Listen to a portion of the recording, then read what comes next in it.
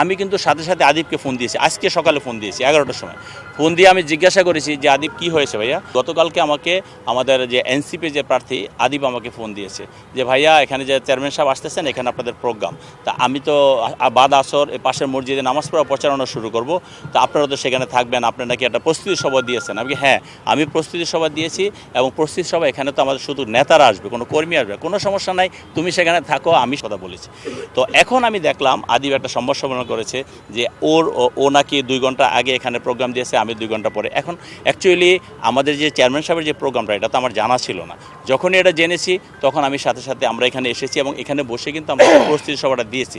But আমি তখনও জানি না যে আদিবের এখানে প্রোগ্রাম আছে, কিন্তু যখন জেনেছি তখন কিন্তু আমি সেই কথাটা বলেছি। আজকে যেটা নিয়ে সে সংবাদ সম্মেলন করলো যে আজকে নাকি তার উপরে তার নেতাকর্মীর কে বা কারা হামলা করেছে। তো সে যেই জায়গাটা অভিযোগ করেছে আমি শুনেছি এবং আমি কিন্তু সাথে সাথে আদিবকে ফোন দিয়েছি, আজকে সকালে ফোন দিয়েছি 11টার সময়। ফোন দিয়ে আমি জিজ্ঞাসা করেছি যে আদিব কি হয়েছে ভাইয়া। তখন বললো যে ভাই এই ঘটনা। আমি বললাম আচ্ছা আমি দেখতেছি, আর তুমি কোথায় আছো, আমি আসতেছি। আমি আদিবকে বলেছি, বাট আদিব বলছে ভাই আমি আপনাকে জানাবো। কিন্তু আদিব আমাকে আর জানায়নি, সে এখানে সংবাদ সম্মেলন করেছে। আমি আবারও আদিবকে ফোন দিয়েছি। তো আমার বক্তব্য হলো আমি সবাইকে নিয়ে একটি সহাবস্থানে থাকতে চাই। আমি বা আমরা আমাদের পক্ষ থেকে কোনো রকম উস্কানিমূলক কোনো ঘটনা ঘটবে না। আমরা রাজনীতি করি সাধারণ মানুষের জন্য, আমরা রাজনীতি করি জনগণের জন্য। একজন প্রার্থী যদি আমার কাছে সেফ না থাকে, আমি যদি আরেকজন প্রার্থীর কাছে সেফ না থাকি, বা যদি আমরা প্রতিহিংসার শিকার হই, তাহলে আমরা রাজনীতি কেন করি, রাজনীতি কেন করব। এখন একটি বড় দল এখানে বা ওরা আদিবেরও দল, সেই দলের ভিতরে যদি কেউ কোনো রকম ঘটনা ঘটে, সেই ঘটনাগুলোর সাথে আমরা জড়িত। আমার দলের কোনো ঘটনার সাথে আমি জড়িত না, এবং আদিবের দলের কোনো ঘটনার সাথে যদি আদিব জড়িত না হয়, তাহলে সেটা তো আমাদের দেখার জায়গা আছে।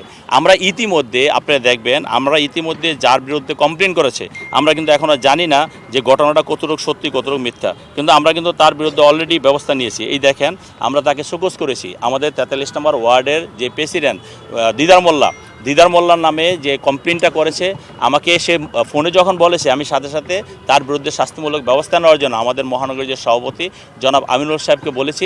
আমিনুল হক সাহেব তাকে ইতিমধ্যে কারণ দর্শাচ্ছে, কারণ আমরা তো ঘটনা জানি না, আমাকে জানতে হবে। এবং আমি বলেছি যে একটা তদন্ত কমিটি করে এটা তদন্ত কমিটির মাধ্যমে এটা তদন্ত করে, এটা যদি সে অপরাধী হয় অবশ্যই তার বিরুদ্ধে শাস্তিমূলক ব্যবস্থা নিতে হবে। আমরা কিন্তু বসে নাই, আমরা একটা সহাবস্থান ধরে রাখার জন্য, আর বড় দল হিসাবে আমাদের যে দায়িত্ব আছে, আমরা সেই দায়িত্বটা অবশ্যই পালন করতেছি এবং করব।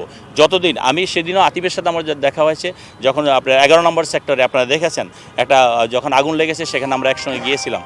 সেদিনই আমার সাথে আদিবের সামনাসামনি দেখা হয়। আমি আদিবকে একটা কথা স্পষ্ট বলেছি যে আমরা সহাবস্থান নিয়ে থাকবো, ভোটের জন্য আমরা কেউ কারো মাথায় বাড়ি দেবো না। আমার কথা হলো জনগণ যাকে পছন্দ করে, জনগণ যাকে যোগ্য মনে করে, তাকে জনগণ ভোট দিবে। এখানে যদি জনগণ তোমাকে যোগ্য মনে করে তোমাকে ভোট দিবে, আমাকে যোগ্য মনে করলে আমাকে ভোট দিবে। কিন্তু আমরা ভোট নিয়ে কোনো রকম আমরা নিজেদের ভিতরে কোনো মন মালিন্য যাতে না হয় মিনিমাম, সেটা আমরা করব। পাশাপাশি এটাও আমি বলেছি যে আমরা প্রয়োজনে এক স্টেজে দ্বারায় বক্তব্য দেবো, এক স্টেজে দ্বারা জনগণের কাছে ভোট চাবো। আমাদের কিন্তু সে সদিচ্ছাটা আছে, এখনও আছে, আগামী দিন পর্যন্ত থাকবে। আগামী দিন বলতে সবসময় সেটা থাকবে। তা আমি সেই জন্য আমি অনুরোধ করব, যখনই যার বিরুদ্ধে কোনো কমপ্লেন করি, আমি করি বা অন্য প্রার্থীরা করে, তারা যাতে একটু বুঝে শুনে করে যে এই প্রার্থীর সাথে তার সম্পৃক্ততা কতটুকু আছে, বা এখানে একটা দলটা তো অনেক বড়, এই দলে কোন জায়গায় কোন ঘটনা ঘটে সব ঘটনা সম্বন্ধে আমি জানি না। কিন্তু জানার পরে আমি যদি ব্যবস্থা না নিই বা আমার দল যদি ব্যবস্থা না নেয়, সেখানে আপনি আমাকে কমপ্লেন করতে পারেন। তাই দিদারের ব্যাপারে যে কমপ্লেন আমরা পেয়েছি, সাথে সাথে তাকে শোকজ করেছি। শোকজের জবাব পাওয়ার পরে পরবর্তীতে আমরা তার বিরুদ্ধে ব্যবস্থা, যদি মনে করি হ্যাঁ এরকম ঘটনার সাথে সে সম্পৃক্ত, অবশ্যই তার বিরুদ্ধে ব্যবস্থা হবে। কারণ কেউ আইনের ঊর্ধ্বে না, সবাইকে আইনের আওতায় আসতে হবে, এটাই হলো বক্তব্য। আর আমি আবারও বলছি, আদিবকে ও বড় ভাই ছোটো ভাই সেটা বলবো না, সে যেহেতু একজন প্রার্থী, তাকে শ্রদ্ধা রেখে আমি বলছি, যখন যে কোনো ব্যাপারে আমাকে যদি সে জানায়, আমার কাছে যদি কমপ্লেন করে, বা আমিও যদি তার কাছে কমপ্লেন করে, সে অধিকারটুকু রাখি, যেহেতু একই এলাকায় রাজনীতি করি। তা আমার মনে হয় সেটা নিজেদের ভিতরে আলাপ আলোচনা করা ভালো। আলাপ আলোচনা করলে ব্যাপারগুলো খুব অল্প সময়ের মধ্যে সমাধান হয়ে যায় এবং ঝামেলামুক্ত হয়। এবং কর্মীদের কাছে একটা মেসেজ যায় যে দুই প্রার্থী তো একসঙ্গে কাজ করতেছে, দুই প্রার্থী, ওদের ভিতরে সহানুভূতি আছে, সব কিছু আছে, তাইলে আমরা কেন কর্মী হিসাবে কর্মীরা হয়তো এরকম জোর ঝামেলা পড়বো। তা আমার মনে হয় নিজেদের ভিতরে আলোচনা করে পরিবেশটা ভালো রাখার জন্য আমরা সুন্দরভাবে যে কাজ করি, ইনশাল্লাহ আমরা জনগণের দিকে তাকায় থাকি, জনগণ যাকে ভোট দেবে আমরা সেই আশায় ফলাফল যেটাই হয় আমরা সেভাবে মেনে নিব। কারণ আমরা জনগণের ভোটের ঊর্ধ্বে না। আমরা বিএনপি বিশ্বাস করি জনগণের সকল ক্ষমতার উৎস, আমার ভোট আমি দেবো, যাকে খুশি তাকে দেবো, এই স্লোগান নিয়ে আমরা এগিয়ে যেতে চাই।